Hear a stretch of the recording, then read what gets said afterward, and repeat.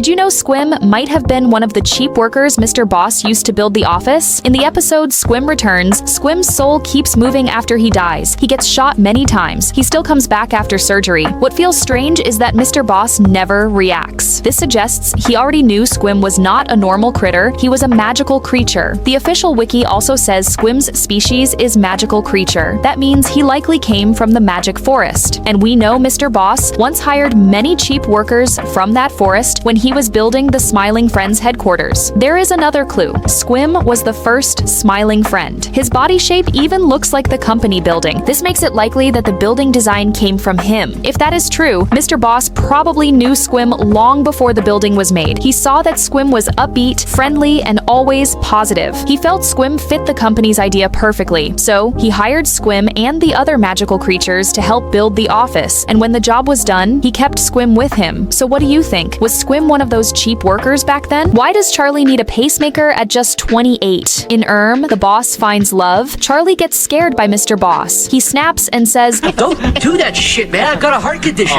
dude. Dude, seriously, I have a pacemaker. Like, I don't mind the joke, but just like not with the heart stuff. Don't mess with the heart stuff." But he's only 28. So why is his condition bad enough for a pacemaker? The answer might be in Squim Returns. First, Charlie's lifestyle is a mess. He eats meat skewers infected with dangerous parasites, and this isn't new. The photos on Mole Man's wall show it's been going on for a long time. Second, Charlie never works out. He sits at home all day gaming. Sometimes he even pretends to be sick just so he can skip work and keep playing. Sitting too long, gaining weight, and not moving at all are major factors for heart problems. The biggest issue is the stress from his job. He deals with terrifying clients all the time. He was even taken hostage once by a client named James. James punched him so hard that Charlie's nose broke on the spot. Put all that together, and his heart didn't stand a chance. So do you think Charlie really has a heart condition? Why does Charlie stop taking his job seriously in season 3? No one notices. This might have everything to do with Tyler. In Smiling Friends, season 3, Charlie keeps leaving all the work to Pim. He plays on his phone during client visits. He pretends to be sick. He stays home to play games. But he still has a painting loan to pay. So why would he get lazy now? It likely connects to Tyler. Charlie becomes lazy only after Tyler leaves the company. When Mr. Boss says he wants to fire Tyler, Charlie is the only one who reacts strongly and says, "You fire Tyler, you fire me too." This shows how much he values Tyler. It also shows he is willing to stand up to Mr. Boss for him. Charlie also treated Tyler as his closest friend. He never drank with the other coworkers, but he often went out with Tyler after work to drink and talk. Their personal bond was clearly very strong. This explains why Charlie stopped caring about the job. His favorite coworker, the one he leaned on the most, was fired in season 2. The job stopped being fun the moment Tyler left, and once the fun was gone, Charlie naturally lost motivation. Did you know that Glep, who looks the most idle, might actually be the most important person in the whole company? In the new trailer, Mr. Boss notices Glep barely looks like he is working. He asks him, "No, I'm not being funny right now, man. Like, what do you do at this company? Can you name one thing?" Glep snaps right away. He breaks his tablet in half. He even tries to quit. But is he really slacking off? If you think back, he's done a lot for the company. When the giant nail holding the entire building came loose, Glep was the only one who could balance on that shaking sphere and hammer it back in, and he does it in pajamas. This shows he might be living in the office. He is always ready to stop the building from falling apart. When Bliblis destroyed the workplace, Glep was also the one who quietly cleaned the whole mess. Most importantly, Glep playing on his phone and tablet might not be laziness at all. He might actually be acting as the company's social media manager, helping them attract new clients. This also explains why he exploded when Mr. Boss questioned him. He's been working in silence, doing thankless jobs no one noticed, and none of his effort was ever recognized. So what do you think? Does Glep really do nothing at the company? Did you know Mr. Boss might have actually tried to shoot Mr. Frog? In Squim Returns, Charlie's phone wallpaper reveals a huge detail. Mr. Frog was shot once. The bullet hit his ear. That one detail connects right back to the events in Mr. President. At the end of that episode, the Smiling Friends members are waiting for the election results at their headquarters. Mr. Boss said from the side, "I got 10 cheese says Jimble's gonna win,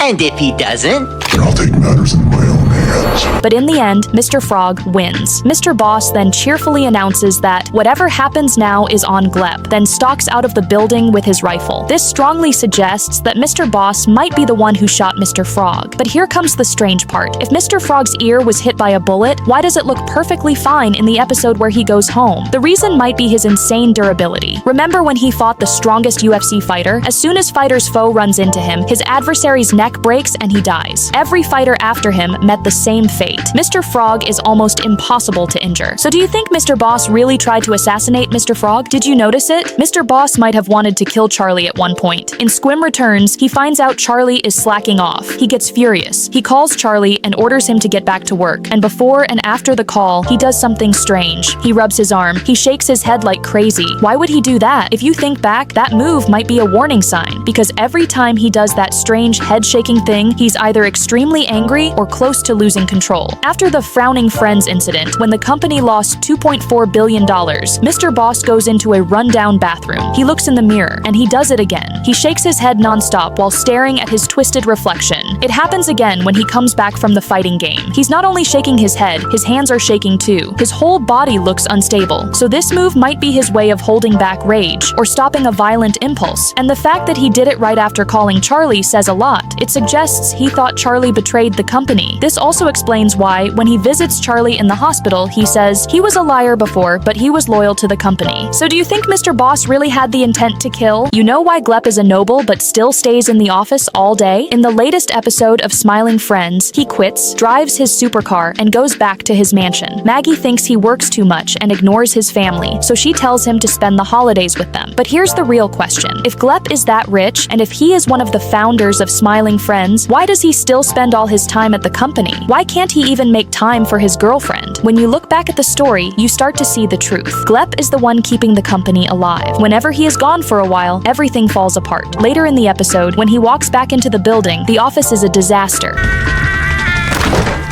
Yo! Mr. Boss even has arrows stuck in him. This shows Glep is the only one who can keep order. There is another moment that proves it. When the giant nail holding the whole building gets pulled out, Glep is the only one who can stay balanced on the shaking sphere and hammer it back. He does this in pajamas, which suggests he might live in the office and stay ready to stop a crisis. So Glep is not just wealthy. He is the quiet hero who keeps the whole place from collapsing. You know why Glep can't fit in anywhere, yet he still stays at Smiling Friends for so many years? In the latest episode of Smiling Friends, he falls into a series of flashbacks at the bar. In every scene, his dancing drives an emperor insane. His spit triggers the Black Death, and even normal talking makes people frown. He feels unwanted and painfully alone. But here's the strange part. Even though he clashes with everyone everywhere else, he can stay in the company for so long. The reason is simple. Smiling Friends is the only place that truly fits him. First, someone actually enjoys his dancing. In his first meeting with Mr. Boss, that iconic dance pulls Mr. Boss out of a breakdown and gives him hope to keep going and start the company. Second, his toxic spit doesn't hurt anyone at the office. Everyone there has extreme endurance. Charlie has eaten deadly parasites and drank witch potions. Others have inhaled Jason's purple dust. They all survived without a scratch. The most important part is this. Everyone in the company understands how Glep thinks. When people ask why he voted for Mr. Frog, he gives one short answer and everyone instantly agrees with him. So that's why Glep spends most of his time at the company. He simply loves the feeling of having friends.